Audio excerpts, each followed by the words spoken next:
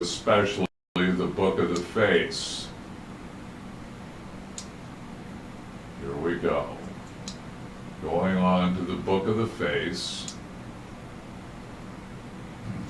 Coming right up to make the billboard. Now, I lost my show emblem. Haven't been able to locate it, but oh well. Okay, this is Salvador Latino, or as I would normally, well, let's say Border Latino. Yeah, you can emphasize it. It's all well and good. There's easy speaking Spanish as well. And now we are doing the Friday evening news, and let's get that going. And the host, Humble Dick Slezak, or Ricardo, how do I spell my name? O-D-Z-A-K, Ricardo Slezak. Alrighty. And start broadcasting. Howdy, Facebook viewers and YouTube viewers. Coming to you from the John Moriarty studio. 231 West Bedford Road, Stockton, California, right next to 2001 Pacific Avenue, here in the city of Stockton, along the 38th parallel and 121 degrees, about 40 minutes west longitude. Yep, we're on the 38th parallel, along with Rome and Athens and Seoul, Korea. Yeah. Oh, yeah. So I think it also goes through Japan, goes through everything. No, it goes around the world. And so we enjoy being on. I enjoy life here. So, good place for me to be. Part of my very early years were along here, but 3,000 road miles east of here. But I grew up down Oxnard, and it's just below 33 degrees north, and so it's 5 degrees south of us, and actually quite a ways east as well.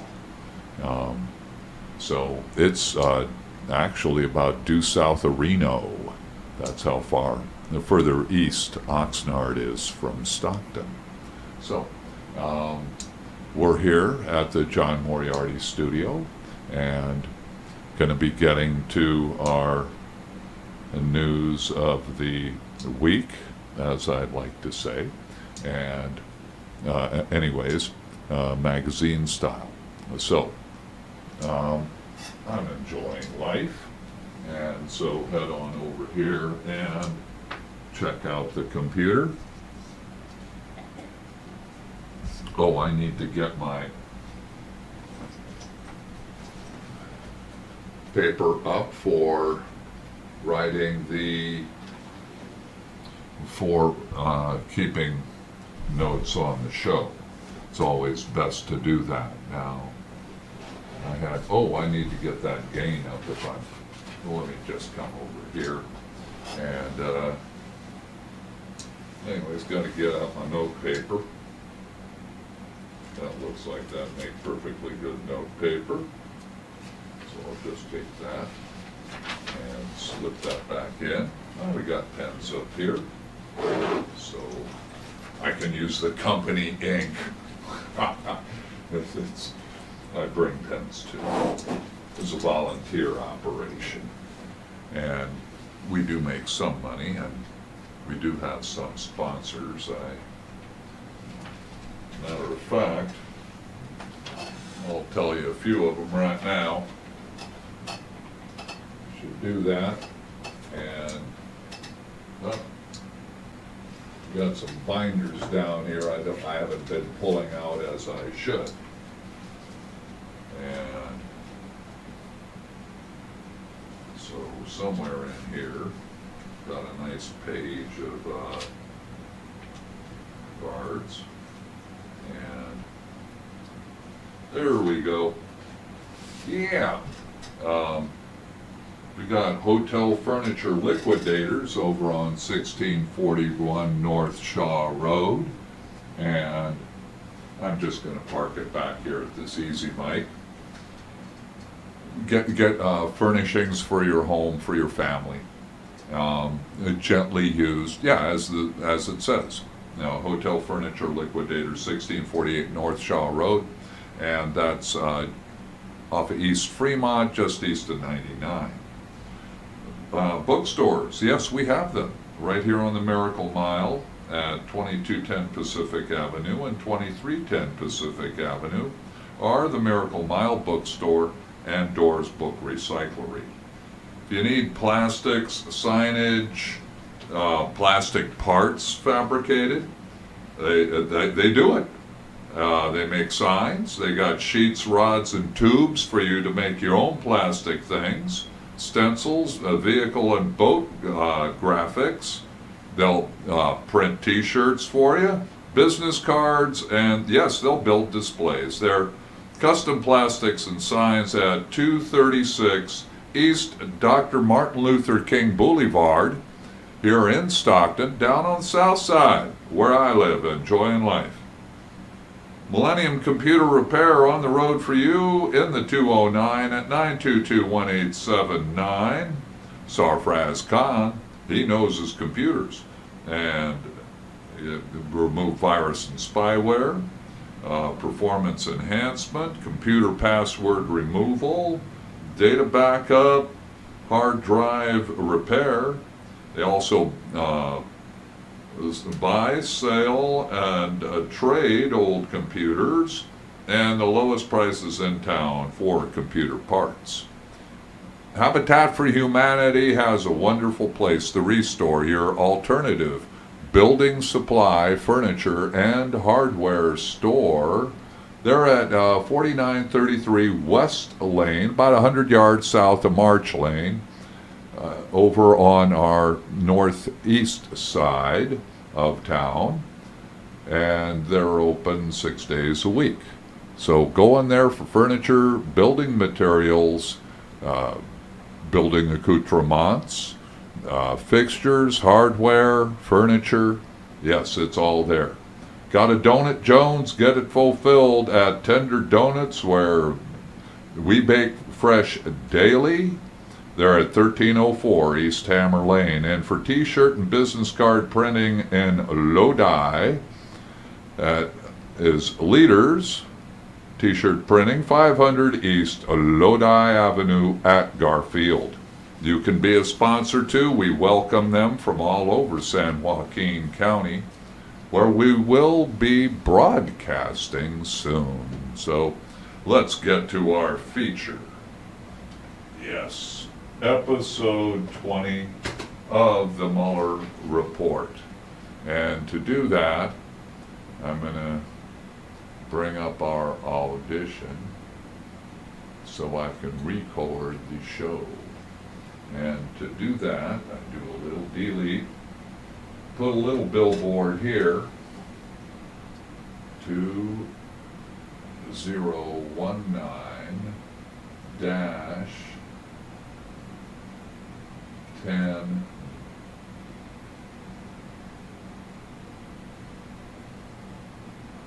wait a minute.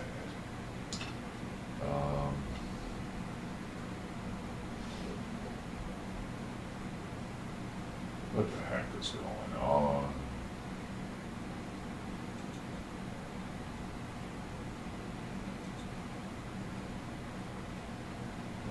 Backspace that. Okay, here we go. 2019 dash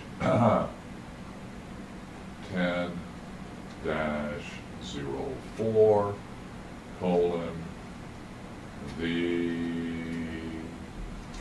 Friday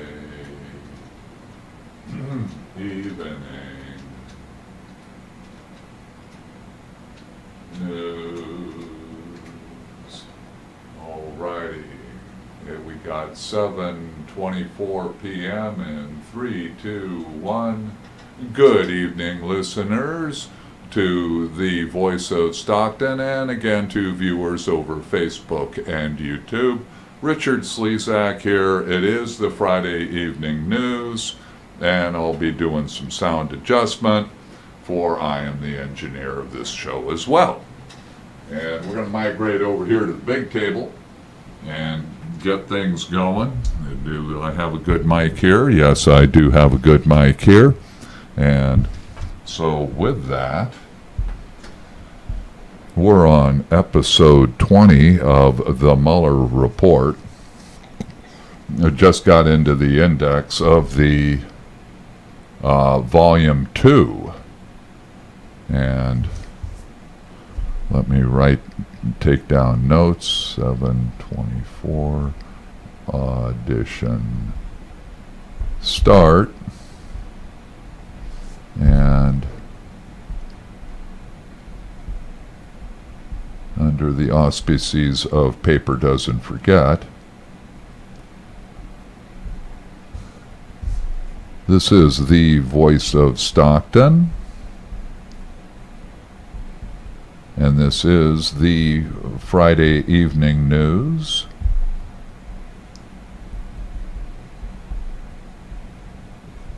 Evening news with your host, Tichard Slezak. Okay, this is episode 20, the Mueller Report, and we're at volume 2, index, page I. Alrighty, we're going to do the quick scroll down. Let me get my microphone out there. Hope you're still hearing me. And let's get the show on the road. We finished volume 1. Those are basically episodes 1 through 19, and as far as I'm concerned, there, as one congresswoman said, there's plenty there that's impeachable, and I am in agreement with her. Yes, I have my own ideas on this stuff. I'm an American, and therefore I take this as facts. And politics, governing, is based on facts.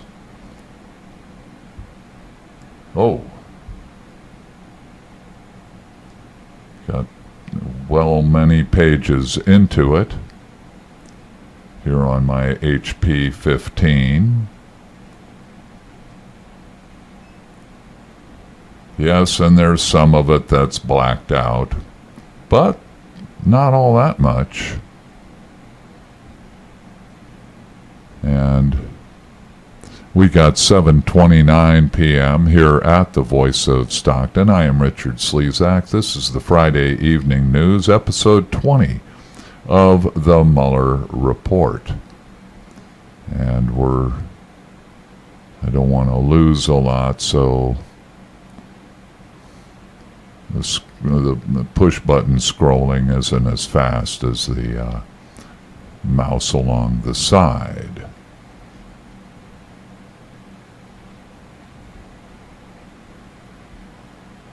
Okay, there was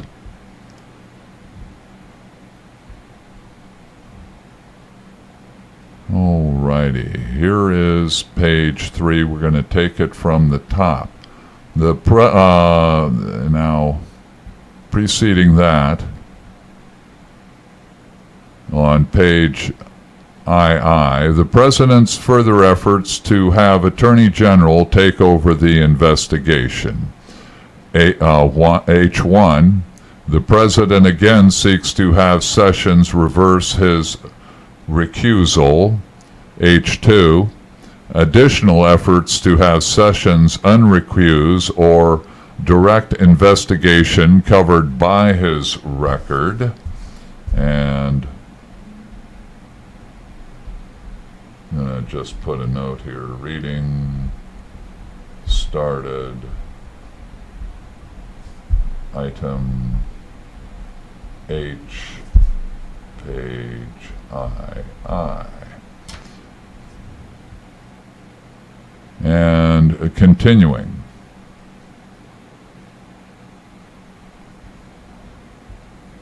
Yeah, additional, okay.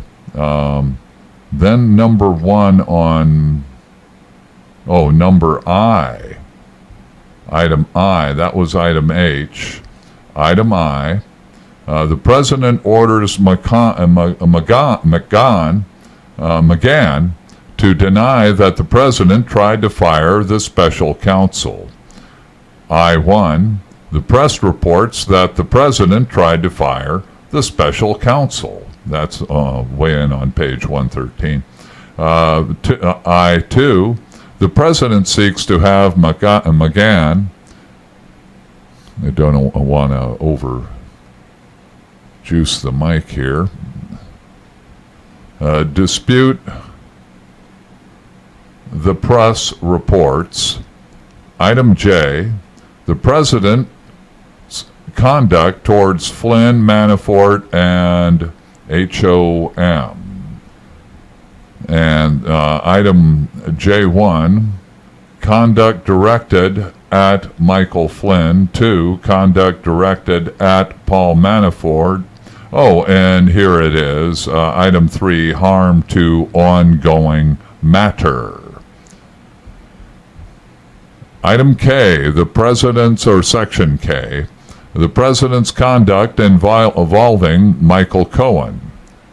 K1, candidate Trump's awareness of and involvement in the Trump Tower Moscow project. 2, Cohen determines to adhere to a, quote, party line, unquote, distancing candidate Trump from Russia. Item 3, or Section 3, Cohen submits false statements to Congress minimizing the Trump Tower Moscow project in accordance with the party line. Item 4, Section 4, the President sends messages of support to Cohen. K5, the President's conduct after Cohen began cooperating with the government. Then Section L, overreaching factual issues. And there's 3 pages of those.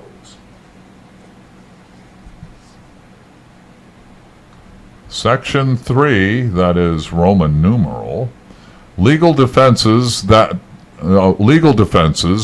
the application of obstruction or justice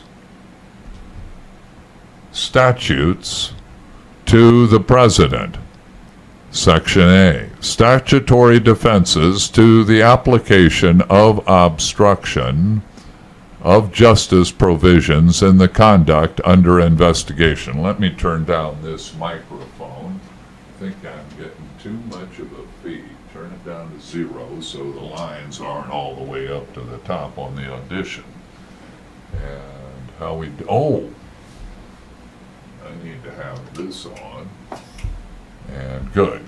We're getting a continued feed on the XSplit. Continuing.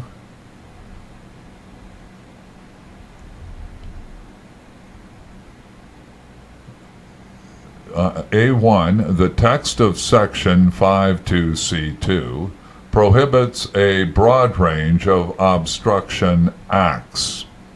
2, judicial decisions support a broad reading of Section 52C2. 3, the legislative history of Section 1512C2 does, I stand corrected. Text of section 1512C2, continuing, does not justify narrowing its text. 4. General principle of statutory construction do not suggest that section 1512C2 is inapplicable to the conduct of this investigation. 5. Other obstruction or statutes might apply to the conduct of this investigation. Then B section, 3B, constitutional defenses applying obstruction of justice statutes to presidential conduct. B1. The requirements of a clear statement to apply statutes to presidential conduct does not limit the obstruction statutes. Then on to index page 4I. Separation of powers principles support the conclusion that Congress may validly prohibit corrupt obstructive acts carried out through the president's official power. 2A. The Supreme Court's separation of powers balancing test applies in this context. Section B. The effect of obstruction of justice statutes on the president's capacity to perform his Article II responsibilities is limited. Section C. Congress has power to protect congressional grand jury and judicial proceedings against corrupt acts from any source. Section 3 of B3, 3B3, ascertaining whether the president violated the obstruction statutes would not chill his performance of his Article III duties. And 4, Section 4, conclusion. All righty. And that's at page 182. Going in, page 1, Introduction to Volume 2. This report is submitted to the Attorney General pursuant to 28 CFR 600.8, the Code of Federal Regulations, 8C, which states that at the conclusion of the special counsel's work, he shall provide the Attorney General a confidential report explaining the prosecution or declination decision the special counsel reached. Beginning in 2017, the President of the United States took a variety of actions towards the ongoing Federal Bureau of investigation into Russia's interference in the 2016 presidential election and related matters that raise questions about whether he had obstructed justice. And we have to take a note here. 738 started page 1, volume 2. And let me do some radio engineer work, and that I am seeing to it that the XSplit is continuing. Good. There it is. Excuse me. All right, continuing. The order appointing the special counsel gave this office jurisdiction to investigate matters that arise directly from the FBI's Russia investigation, including whether the president had obstructed justice in connection with the Russia-related investigations. The special counsel's jurisdiction also covered potentially obstructive acts related to the special counsel's investigation itself. This volume of our report summarizes our obstruction of justice investigation of the President. We first described the consideration that guided our obstruction of justice investigation, and then provided an overview of this volume. First, a traditional prosecution or declination decision entails a binary determination to initiate or decline a prosecution. But we determined not to make a traditional prosecutorial judgment. The Office of Legal Counsel has issued an opinion finding that, quote, the indictment or criminal prosecution of a sitting president would impermissibly undermine the capacity of the executive branch to perform its constitutionally assigned function, unquote, in violation of, quote, the constitutional separation of powers, unquote. Given the role of special counsel as an attorney in the Department of Justice and the framework of the special counsel regulations, see 28 U.S. Code 51528, Code of Federal Regulations 600.7a, this office accepted the Office of Legal Counsel's legal conclusions for the purpose of exercising prosecutorial jurisdiction. And apart from the Office of Legal Counsel's constitutional view, we recognize that a federal criminal accusation against a sitting president would place burdens on the president's capacity to govern and potentially preempt constitutional processes for addressing presidential misconduct. And then second, while the Office of Legal Counsel opinion concludes that a sitting president may not be prosecuted, it recognizes that a criminal investigation during the president's term is permissible. The Office of Legal Counsel opinion also recognizes that a president does not have immunity after he leaves office, and if individuals other than the president committed an obstruction offense, they may be prosecuted at this time. Given those considerations, the facts known to us, and the strong public interest in safeguarding the integrity of the criminal justice system, we conducted a thorough factual investigation in order to preserve the evidence when memories were fresh and documentary materials were available. Now, footnotes on page 1.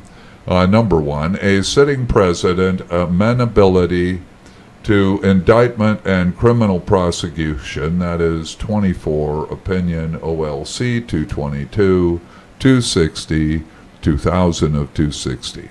And then 2, see U.S. Constitution Articles 1, 2, EL 5, 3, EL 6 of Office of Legal Counsel Opinion 257, 258.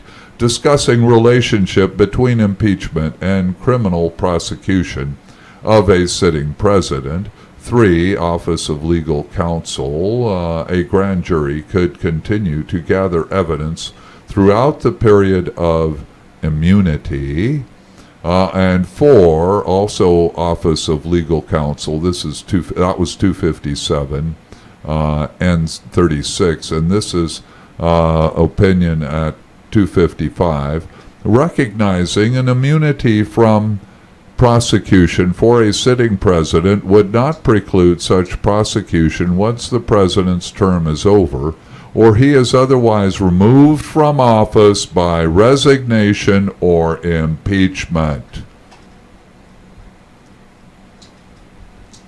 And then this is the third of the describe the consideration that guided. And we considered whether to evaluate the conduct we investigated under the Justice Manual standards governing prosecution and declination decisions. But we determined not to apply an approach that could potentially result in a judgment that the president committed crimes. The threshold step under the Justice Manual standards is to assess whether a person's conduct, quote, constitutes a federal offense, unquote. U.S. Department of Justice, Justice Manual 9-27.220, written in 2018, Justice Manual. Fairness concerns counseled against potentially reaching that judgment when no charges can be brought. The ordinary means for an individual to respond to an accusation is through a speedy and public trial, with all the procedural protection that surround a criminal case. An individual who believes he was wrongly accused can use that process to seek to clear his name. In contrast, a prosecutor's judgment that crimes were committed but that no charges will be brought affords no such adversarial opportunity for public name clearing before an impartial adjudicator. The concerns about the fairness of such a determination would be heightened in the case of a sitting president where a federal prosecutor's accusation of a crime, even in an internal report, could carry consequences that extend beyond the realm of criminal justice. Office of Legal Counsel noted similar concerns about sealed indictments. Even if an indictment were sealed during the president's term, the Office of Legal Counsel reasoned, quote, it would be very difficult to preserve an indictment's secrecy, unquote. If an indictment became public, quote, the stigma and opprobrium, unquote, could imperil the president's ability to govern. Although a prosecutor's internal report would not represent a formal public accusation akin to an indictment, the possibility of the report's public disclosure and the absence of a neutral adjudicatory forum to review its findings counseled against potential determining, quote, that the person's conduct constitutes a federal offense, unquote, Justice Manual 9-27.220. Fourth, if we had confidence, after a thorough investigation, of the facts that the president clearly did not commit obstruction of justice, we would so state. Based on the facts and the applicable legal standards, however, we are unable to reach that judgment. The evidence we obtained about the president's actions and intent presents difficult issues that prevent us from conclusively determining that no criminal conduct occurred. Accordingly, while this report does not conclude that the president committed a crime, it does not exonerate him. Okay, words he spoke. And we have 749, and that is on page 2. Page 2. This report does not conclude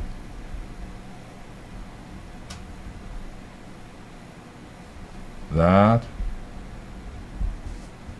the president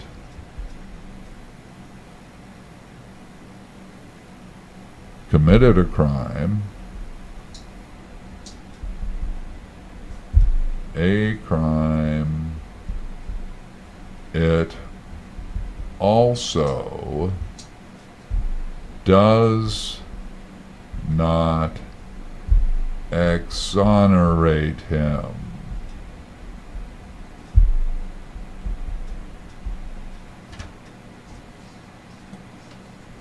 Plain English. This report on our investigation consists of 4 parts. Section 1 provides an overview of obstruction of justice principles and summarizes certain investigatory and evidentiary considerations.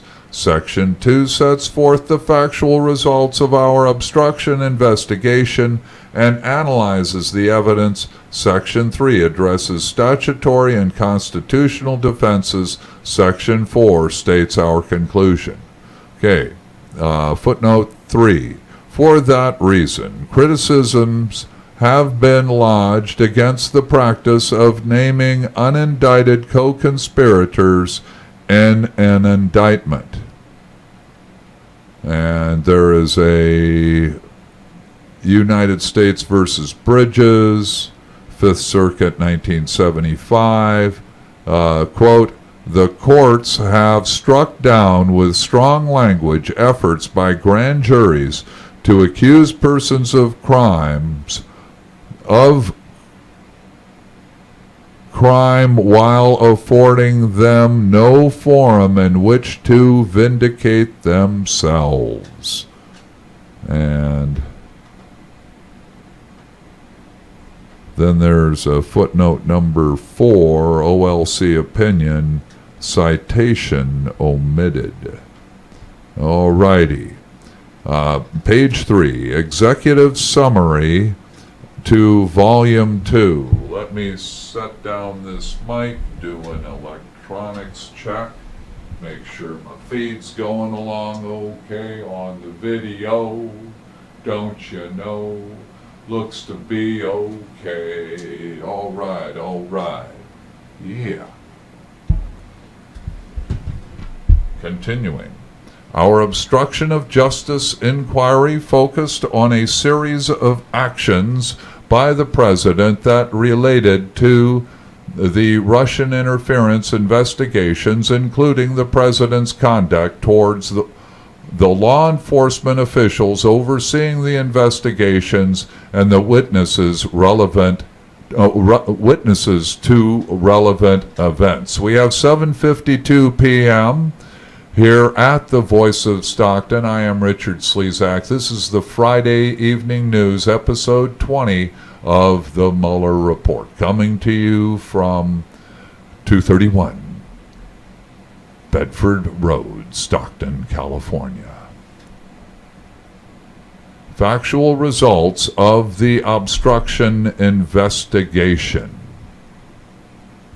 The key issues and events we examined include the following: the campaign's response to reports about Russian support for Trump. During the 2016 presidential campaign, questions arose about the Russian government's apparent support for candidate Trump. After WikiLeaks released politically damaging Democratic Party emails that were reported to have been hacked by Russia, Trump publicly expressed skepticism that Russia was responsible for the hacks at the same time that he and other campaign officials privately sought information. Then we have harm to ongoing matter. It's about a third of a line. About any further planned WikiLeaks releases.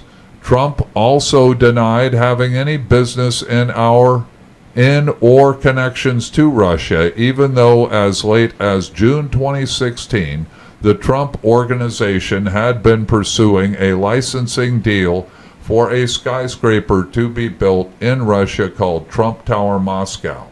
After the election, the president expressed concerns to advisors that reports of Russia's election interference might lead the public to question the legitimacy of his election. We got 7:54 here at the voiceofstockton.org. conduct involving FBI Director Comey and Michael Flynn. In mid-January 2017, incoming National Security Advisor Michael Flynn falsely denied to the Vice President, other administration officials, and FBI agents that he had talked to Russian Ambassador Sergei Kislyak about Russia's response to U.S. sanctions on Russia for its election interference. On January 27th, the day after the president was told that Flynn had lied to the vice president and had made similar statements to the FBI, the president invited FBI Director Comey to a private dinner at the White House and told Comey that he needed loyalty. On February 14th, the day after the president requested Flynn's resignation, the president told an outside advisor, quote, "Now that we fired Flynn, the Russia thing is over," unquote. The advisor disagreed and said the investigations would continue. Late that afternoon, the president cleared the Oval Office to have a one-on-one meeting with Comey. This is on February 14th. Referring to the FBI's investigation of Flynn, the president said, quote, "I hope you can see your way clear to letting this go, to letting Flynn go. He is a good guy. I hope you can let this go," unquote.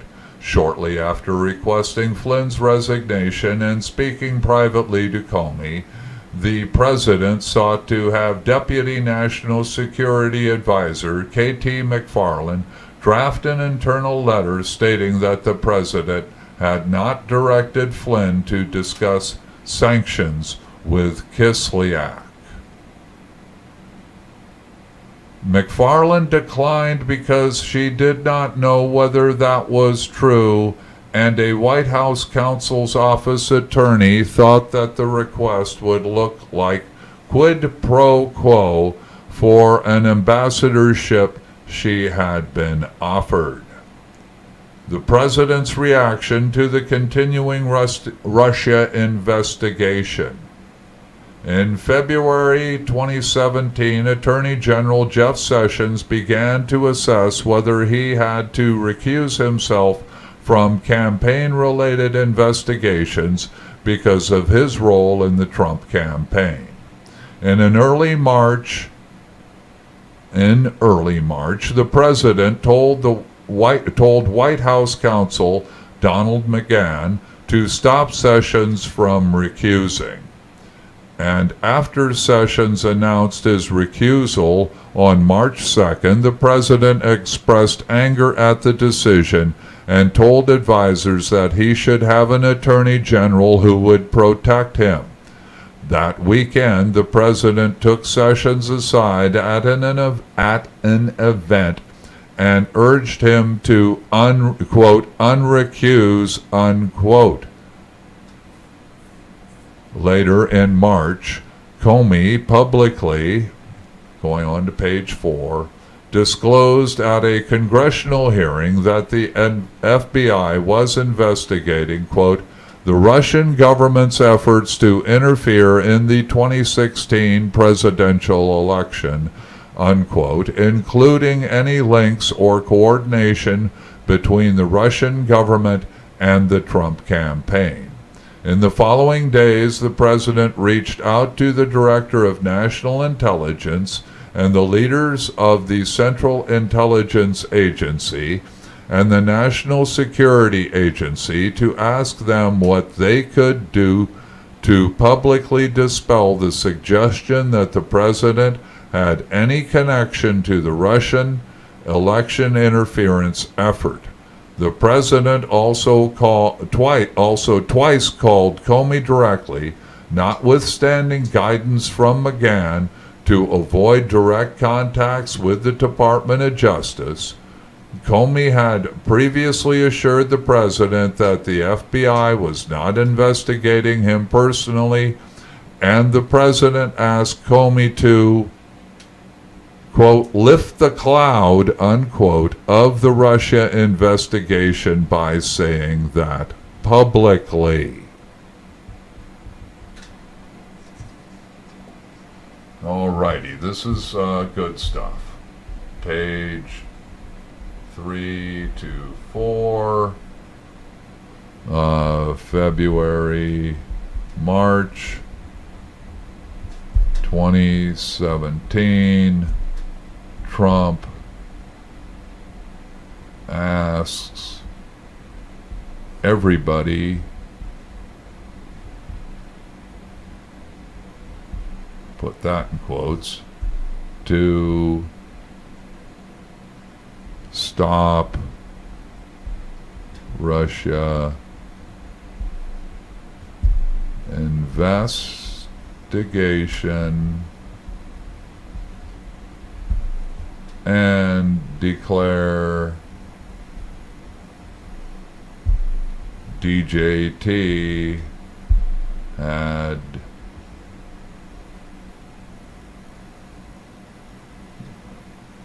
done nothing in support of Russian interference.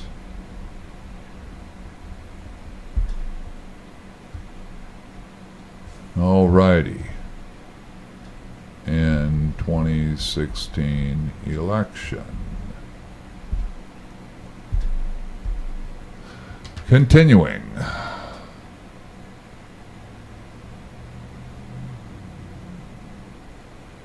The president's termination of Comey. We're on page 4. On May 3rd, 2017, Comey testified in a congressional hearing but declined to answer questions about whether the president was personally under investigation. We have 8:02 here at the Voice of Stockton. I am Tichard Slezak. This is the Friday Evening News.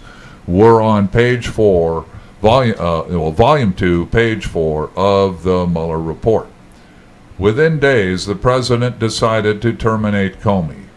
The president insisted that the termination letter, which was written for public release, stated that Comey had informed the president that he was not under investigation. The day of the firing, the White House maintained that Comey's termination resulted from independent recommendation from the Attorney General and the Deputy Attorney General that Comey should be discharged for mishandling the Hillary Clinton email investigation. But the president had decided to fire Comey before hearing from the Department of Justice. The day after firing Comey, the president told Russian officials that he had, quote, faced great pressure because of Russia, unquote, which had been, quote, taken off, unquote, by Comey's firing. The next day, the president acknowledged in a television interview that he was going to fire Comey regardless of the Department of Justice's recommendation, and that when he, quote, decided to just do it, unquote, he was thinking that, quote, this thing with Trump and Russia is a made-up story, unquote. In response to a question about whether he was angry with Comey about the Russian investigation, the president said, quote, as far as I am concerned, I want that thing to be absolutely done properly, unquote, adding that firing Comey, quote, might even lengthen out the investigation, unquote.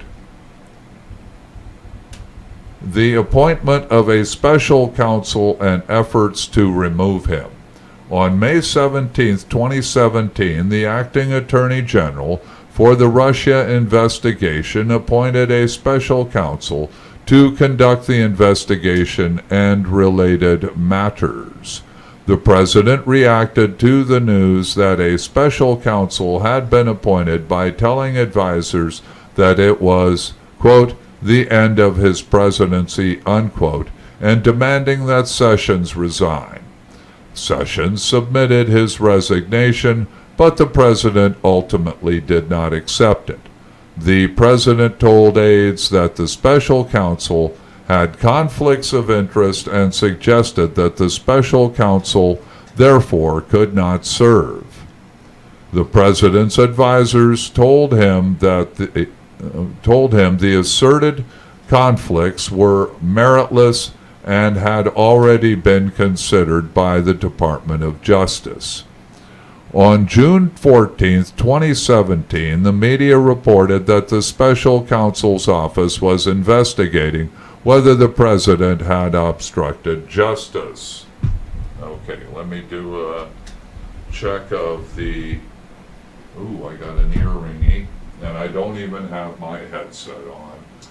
Bad. All right, EDM. Okay, things are working fine out there. Whoa. Might help if I tie my boat before I stumble and fall over the laces.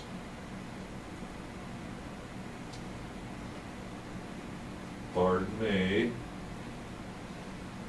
I'm here, I'm just down here.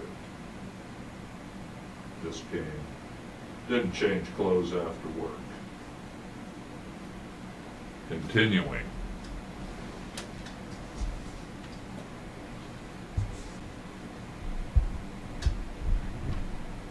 The president reacted to news that a special counsel had been appointed by telling advisors. Continuing. Press reports called this, quote, a major turning point, unquote, in the investigation, while Comey had told the president he was not under investigation. Following Comey's firing, the president now was under investigation. The president reacted to this news with a series of tweets criticizing the Department of Justice and the special counsel's investigation. On June 17, 2017, the president called McGahn at home and directed him to call the acting attorney general and say that the special counsel had conflicts of interest and must be removed. McGahn did not carry out the direction, however, deciding that he would resign rather than trigger what he regarded as a potential Saturday night massacre. Efforts to curtail, page 5, the special counsel's investigation. 2 days after directing McGahn to have the special counsel removed, the president made another attempt to affect the course of the Russia investigation.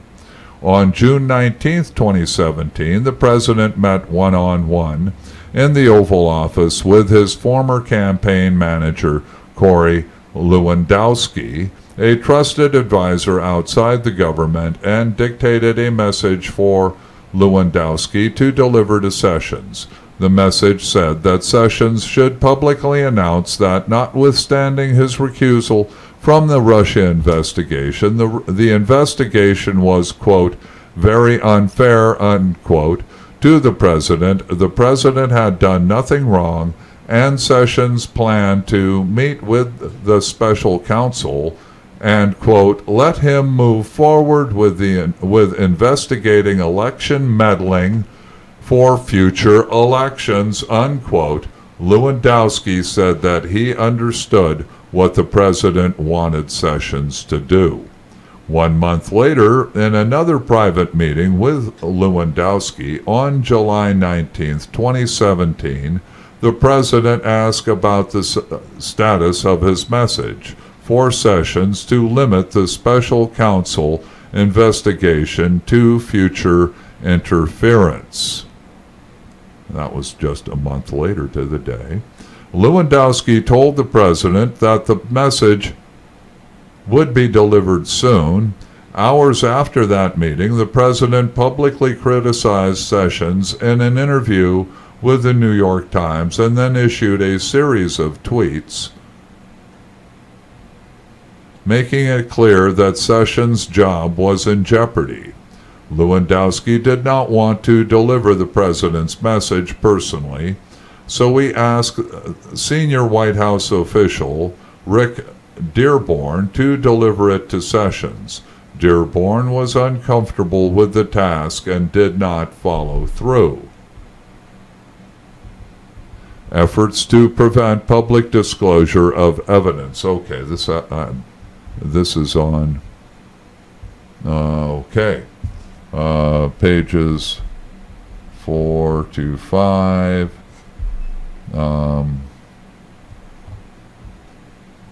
Yeah, this is all within June and July. Oh.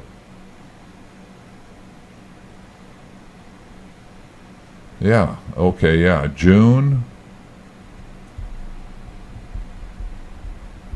July 17, Pres obstructions. OJ of Justice. All righty, continuing.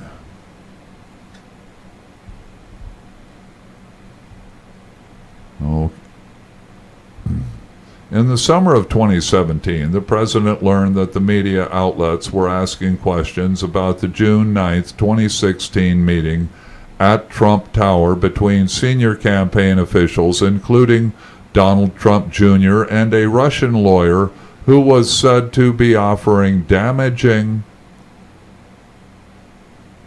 information about Hillary Clinton as, quote, part of Russia and its government's support for Mr. Trump, unquote. On several occasions, the president directed aides not to publicly disclose the emails setting up the June 9th meeting, suggesting that the emails would not leak and that the number of lawyers with access to them should be limited. Before the emails became public, the president edited a press statement for Trump Jr. by deleting a line that acknowledged that the meeting was with, quote, an individual who, Trump Jr., was told might have information helpful to the campaign, unquote, and instead said only that the meeting was about adoptions of Russian children.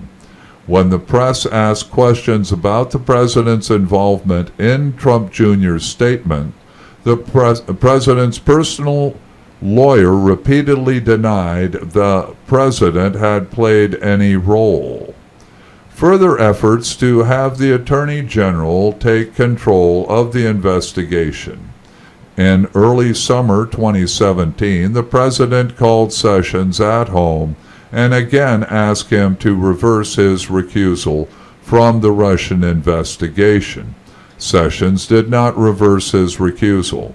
In October 2017, the president met privately with Sessions in the Oval Office and asked him to, quote, take a look, unquote, at investigating Clinton.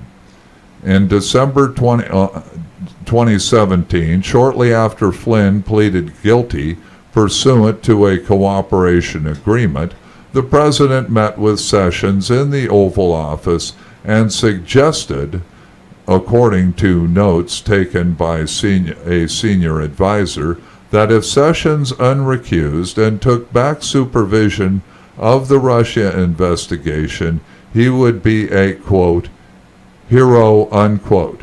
The president told Sessions, quote, I'm not going to do anything or direct you to do anything. I just want to be treated fairly, unquote. In response, Sessions volunteered that he had never seen anything, quote, improper, unquote, on the campaign and told the president there was a, quote, whole new leadership team, unquote, in place. He did not unrecuse. Efforts to have McGahn deny that the president ordered him to have the special counsel removed.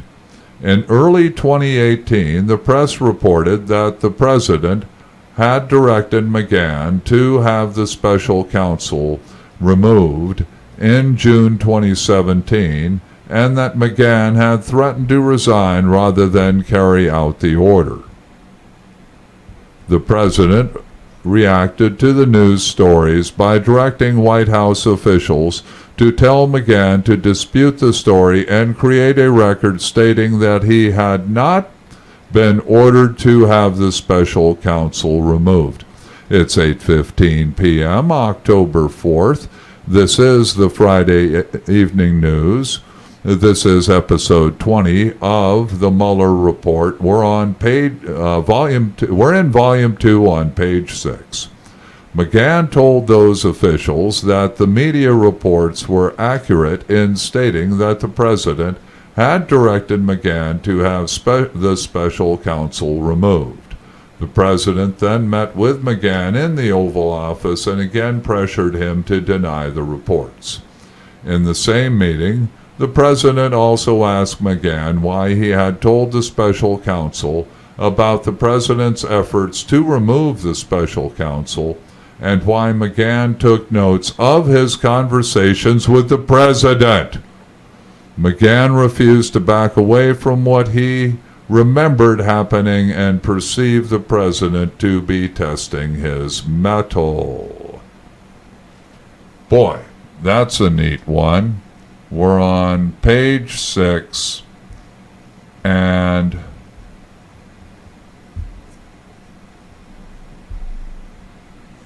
page 6, paragraph 1,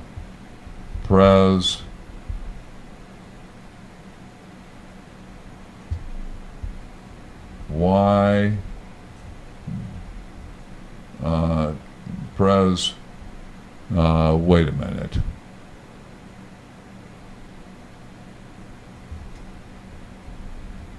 Why McGahn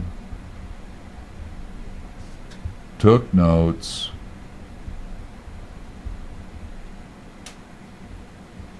of his conversations with the president.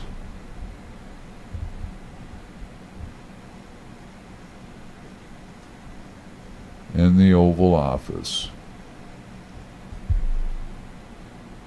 In Oval Office.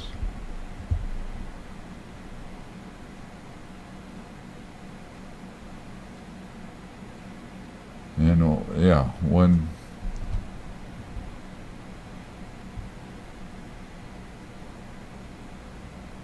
early 2018 in Oval Office. In early 2018.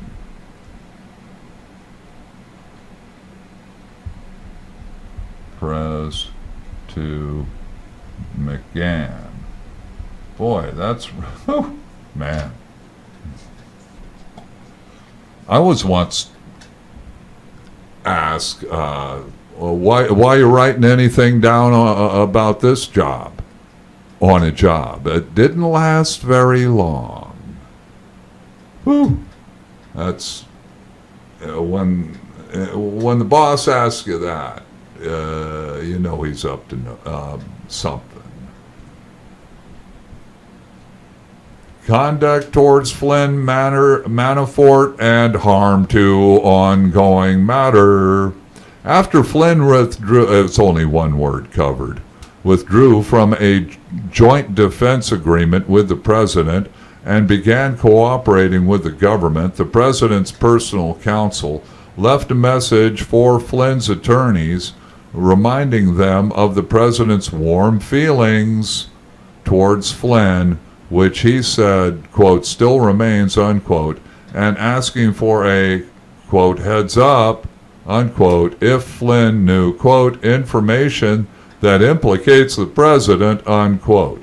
When Flynn's counsel reiterated that Flynn could no longer share information pursuant to a joint defense agreement, the president's personal counsel said he would make sure that the president knew that Flynn's actions reflected, quote, hostility, unquote, towards the president. During Manafort's prosecution and when the jury in his criminal trial was deliberating, The president praised Manafort in public and said that Manafort was being treated unfairly and declined to rule out a pardon. After Manafort was convicted, the president called Manafort, quote, a brave man, unquote, for refusing to, quote, break, unquote, and said that, quote, flipping, unquote, quote, almost ought to be outlawed, unquote, than 2 lines of harm to ongoing matter. Got 8:20 here on the Voice of Stockton, and I'll read down to the end of page 6. Conduct wait a minute, would need to finish that out.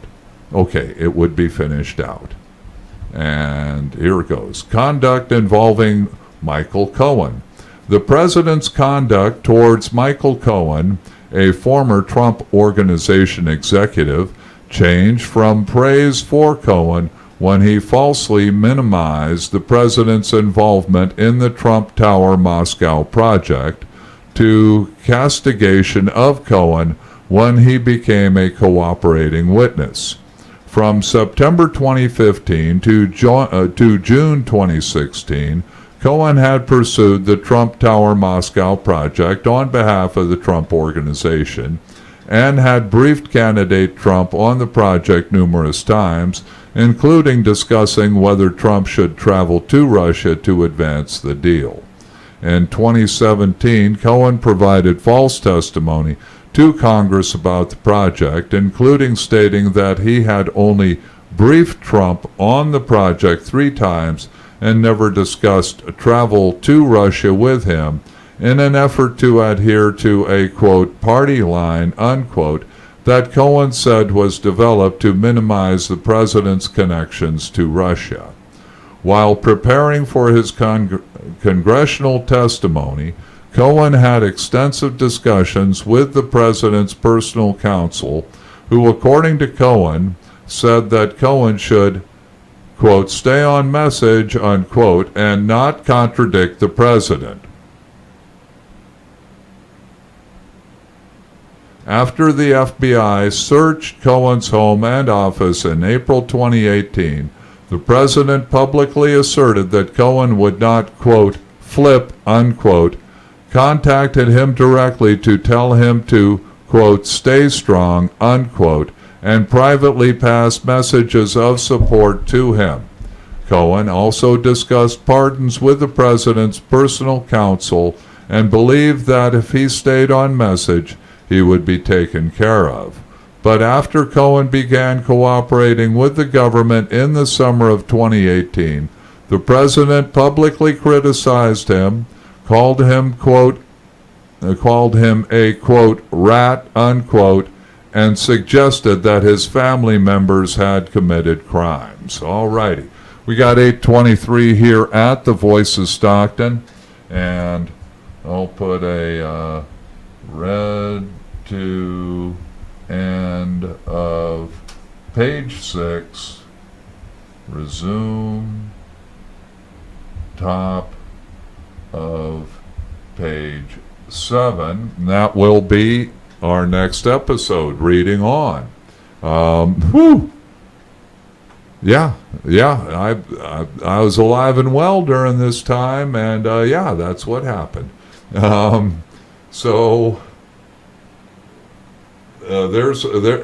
kind of historic, but that's what he did. He was in office, and that's what he did. El Presidente. All righty, this is a wrap up. Thanks for watching. Thanks for listening. Hope you get it on the replay. It will be replayed. So with that, let me bid adieu to this episode. Thanks for listening. This has been the Voice of Stockton Friday evening news. Where is my mouse? Ding, ding. All right. Yeah, we have just short of 58 minutes, but that's okay. All righty. Ending with this recorded session. All righty. Facebook viewers, YouTube folks, I'm signing off on this episode. Thanks for watching. Hope you get it on the replay. We're going to be organizing things up here extensively. So with that,